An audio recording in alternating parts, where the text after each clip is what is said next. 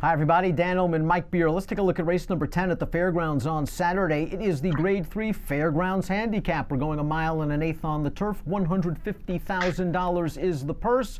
Mike, the horse they're all going to have to beat perhaps is the number 9, Synchrony, who just loves the Fairgrounds. 3 for 3 over this surface. And last time out in the Seabiscuit Handicap when the beaten favor, I'm just not sure he got the right trip. I thought he was jammed up in behind horses on the far turn into the stretch. And once he got clear after altering course to split horses 6 wide, he came with a good strong run.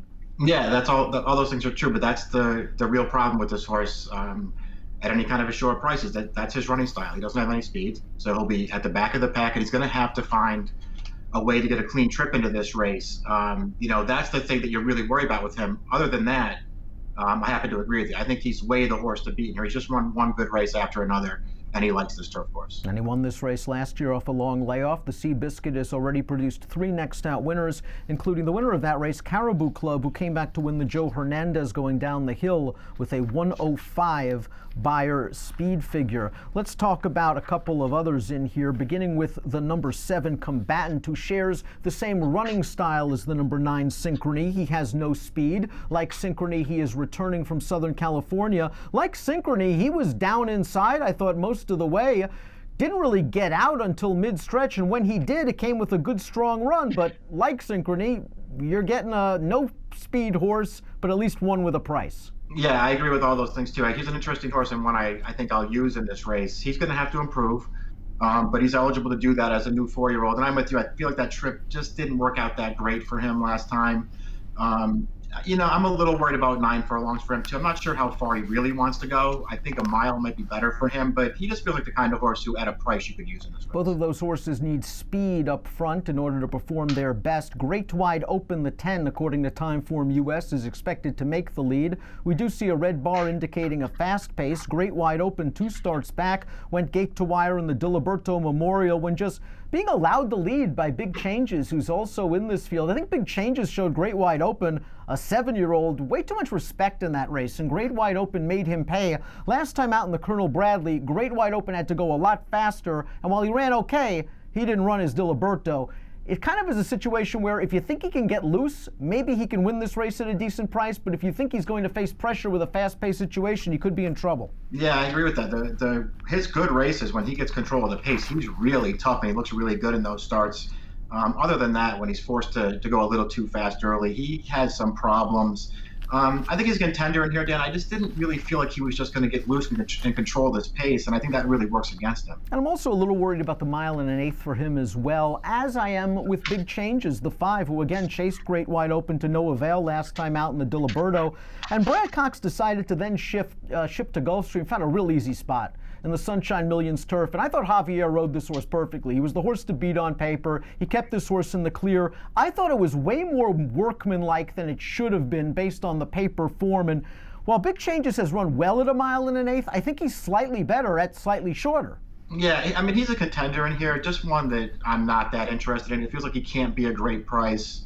All of his wins, for the most part, there was an upset there at Keeneland in an allowance race, but otherwise all of his wins are when he's an odds-on favorite, and other than that, I think he finds some of these horses a little bit tough to deal with. He can win if he gets the right trip. I guess he's going to be right there at the end. I just wanted other horses in this race. He does have a Brad Cox formulator fact in his corner. Let's take a look. Past 4 years, 4-year-olds and up, last out winners in graded stakes turf routes at the Fairgrounds. 40% winners, 70% on the board, a $4.70 return on investment. The one Tiz a Slam has not been seen since the Grade 1 Canadian International. He pressed a pretty solid pace that day. And of the pace horses, he hung in pretty gamely to finish 4th. Now, he's going to actually turn back to 1 1/8. He ran 3rd at this race at a gigantic price last year. I think a good trip's coming from the rail. I agree. He got better after he finished 3rd in this race last year. And maybe the longer distances had something to do with it, but I don't know about that. Maybe he was just getting better at that time. I like his running style from this inside post. The 9 furlongs, I don't think it has to be a problem for him. I think he's a contender here. Couple Michael Maker horses to discuss. The number 2, Sir Dudley Digges, certainly well-traveled, winner of the Queen's Plate, winner of the Barbados Gold Cup, been nibbling since then. This is a horse that ran 2nd in the Bradley last time out, and it was a race where I thought he had his chance turning into the stretch, Mike, and he kind of just finished evenly. I wonder if that's the best he can do right now. I sort of felt that way about each of his last 2 races. We already talked about the Diliberto, where Great Wide Open just sort of got loose and controlled things in there, but he had a good trip in his own right in that spot. It was never really a factor. Same thing last time. These horses might be a little too tough for him. I'm a fan of his, Dan. I just don't know if he's this good.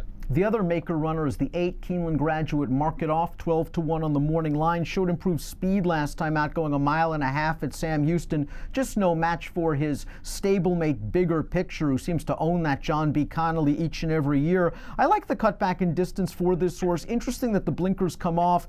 He's always been kind of his own worst enemy. Lead change problems, doesn't win very often. Yeah, he's got races, though, that would give him a look, at least for a piece of this. He's going to be a price in this race. I could see using this horse underneath. Let's take a look at a couple of long shots before we get to our top selections. Both of them are cross-entered in other races at the Fairgrounds on Saturday. Sun Lover goes out for Connor Murphy, who also trains Great Wide Open.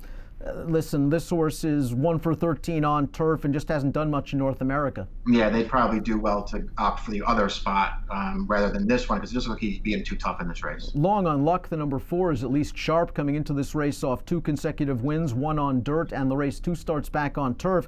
The race he won on turf 2 starts back. I thought he got a great setup in a very bad non-winners of 1 other than.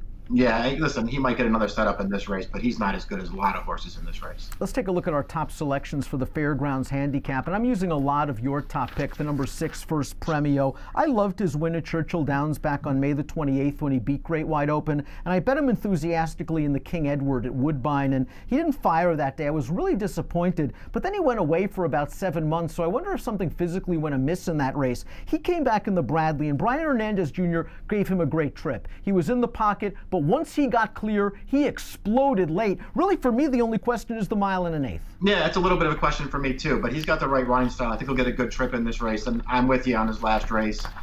He gets a little bit of an excuse for the King Edward because of the layoff. And then in that last one, not only did he sit a nice trip and explode when he got clear, but he actually had to force his way clear. He pushed his way out. Once he did, I like the way he finished it off, Dan. This horse's races, for the most part on turf, are all good.